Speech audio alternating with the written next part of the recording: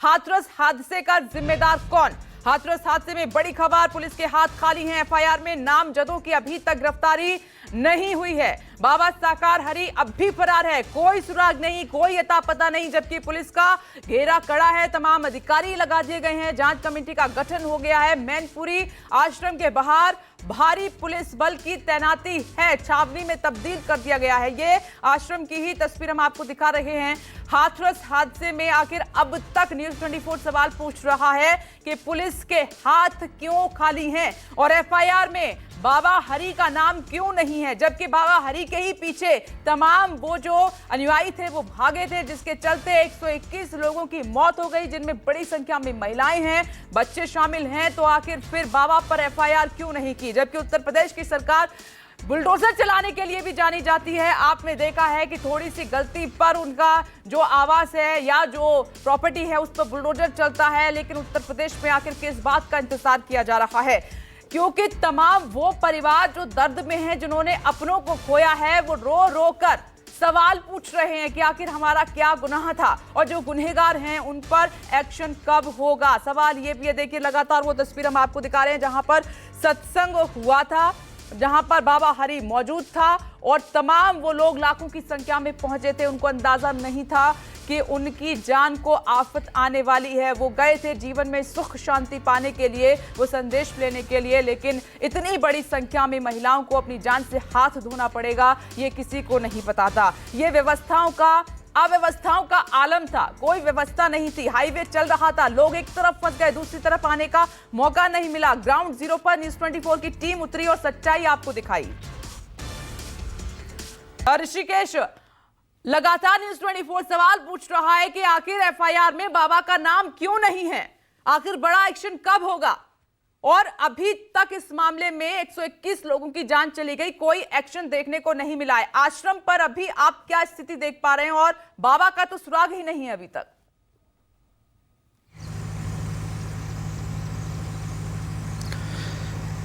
बिल्कुल विपनेश, देखिए आपको अंदाज़ा नहीं होगा कि मैनपुरी जैसे छोटे से ज़िले में और यहाँ पे बाबा का साम्राज्य कैसा है। तो मैं पहले आपको तस्वीर दिखा रहा हूँ कि बिछवा यहाँ का जो बगल का शहर है, तहसील है, और ये बाबा नारायण साकार हरि का जो मुख्य जो साम्राज्य है वो मैं दिखा रहा हूँ। देखिए मेन गेट जो बड़ा गेट है वो देखिए कि किस तरीके का गेट है, किस भव्यता के साथ बना हुआ है और इसकी ऊंचाई आप देख लीजिए।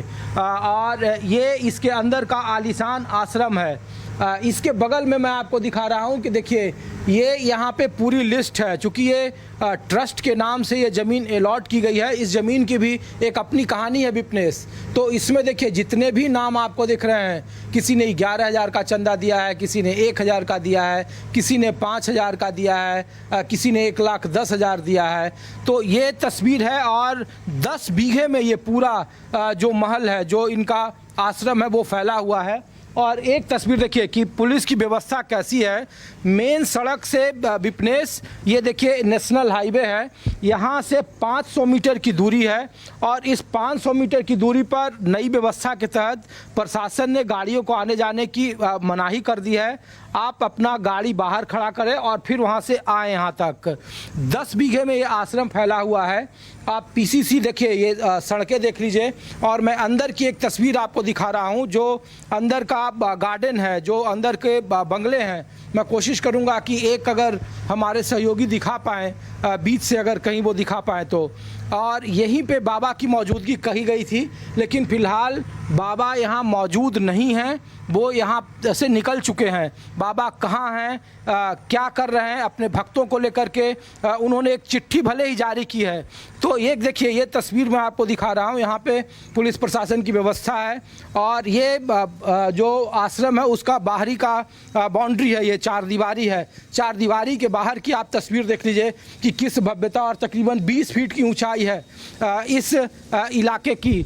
और जो दूसरी तस्वीर मैं आपको दिखा रहा हूँ कि ये तस्वीर है, ये देखिए मेरे पीछे जो आप खेत देख रहे हैं, यहाँ 1 महीने पहले सत्संग हुआ था विपनेश, और इससे आगे की जो आप देख रहे हैं नेशनल हाईवे और जो आसपास का इलाका है जहाँ पे आपको खेत बिल्कुल वीरान दिख रहे हैं जिसमें फसलें नहीं हैं, ये तमाम खेत की का कॉन्ट्रैक्ट बाबा के चैरिटेबल ट्रस्ट ने कर लिया है। यहाँ पे किसानों को जो 4,000-5,000 रुपये बीघा मिलता था उससे डबल रेट में उनको दरें दी गई है और 1 साल के लिए कॉन्ट्रैक्ट होता है।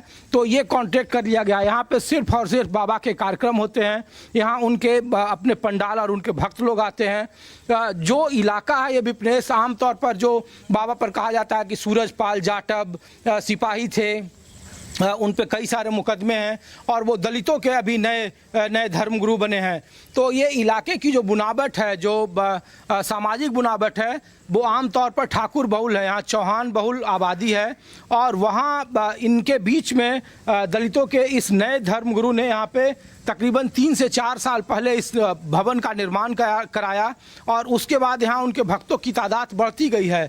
एक बड़ा प्लानिंग है इसके। आने वाले वक्त में देखेंगे कि अगर इनके हिसाब से सब कुछ ठीक रहा तो आने वाले वक्त में साम्राज्य और भी बड़ा होगा, फैलेगा। लेकिन इस आश्रम की भी एक कहानी है विपनेश, वो ये है कि यहाँ से ठीक बगल में 500 मीटर की दूरी पर एक छोटा सा बिछवा जो बाजार है, वहाँ पे इनके भक्त ने इन्हें 10 बीघा ज़मीन दान दी थी। कहा जाता है, जो स्थानीय लोग बताए, जो पूछताछ हम लोग कर रहे थे, उसमें कहा जाता है कि उनको बेटा नहीं हो रहा था, पुत्र रत्न नहीं हो रहा था। बाबा के आशीर्वाद से उन्हें पुत्र रत्न हुआ और उन्होंने बदले में 10 बीघा की ज़मीन दान कर दी और उसके बाद ये महल बनना शुरू हुआ। और आसपास देखिए कि आसपास के जितने भी इलाके हैं, आने वाले वक्त में ये सब इस चैरिटेबल ट्रस्ट का हिस्सा होंगे, इस तरीके की बात कही जा रही है। प्रशासन यहाँ पे जब पूछ रहे हैं हम लोग कि बाबा जी के बारे में क्या जानकारी है, तो सिर्फ और सिर्फ कहा जा रहा है कि वो अपनी ड्यूटी निभा रहे हैं, बाबा जी यहाँ नहीं हैं। कल तक जो कहा जा रहा था कि बाबा इसी आश्रम में घटना के बाद जो हाथरस में हुआ सिकंदरा राव में, उसके बाद बाबा यहाँ थे, लेकिन बाबा अब यहाँ मौजूद नहीं है। सिर्फ प्रशासन की पहरेदारी है यहाँ पे और इसीलिए इंतज़ार हो रहा है कि आखिर बाबा को लेकर कार्रवाई कब होगी। जो उत्तर प्रदेश में योगी की सरकार है, बुलडोजर के लिए जो जानी जाती है प्रशासनिक तौर पर कड़े फैसले लेने के लिए, वो कड़े फैसले लेने का वक्त कब आएगा। तकनीकी तौर पर FIR में बाबा का कोई नाम नहीं है। हमने कई सारे भक्तों से जब पूछा, एक गाँव जहाँ पे 5 लोगों की मौत हो गई थी, एक ही परिवार के लोग जब वहाँ गुजर गए थे, उनसे हमने पूछा कि बताइए क्या है। तो जो बात बाबा की चिट्ठी में है वही बात बाबा के वकील AP सिंह जो हैं, सुप्रीम कोर्ट के जो लॉयर हैं, वो इस बात को बता रहे हैं और कह रहे हैं कि बाबा के जाने के बाद ये हादसा हुआ और बाबा का इसमें कोई भूमिका नहीं है। जब उनके भक्तों से पूछा कि क्या बाबा कोई चक्र या कोई चमत्कार दिखाते हैं, तो वो इस पे भी काफ़ी नाराज़गी उन्होंने व्यक्त की। कहा कि बाबा कहते हैं कि अपने लोगों की सेवा करो, जो बातें आमतौर पर सिखाई जाती है। लेकिन चूंकि इसका एक राजनीतिक पक्ष भी है विपनेश, और राजनीतिक पक्ष ये है कि आप देखिए लोकसभा के चुनाव में संविधान और दलित और मायावती के वोटरों को लेकर सबसे ज़्यादा चर्चा हुई।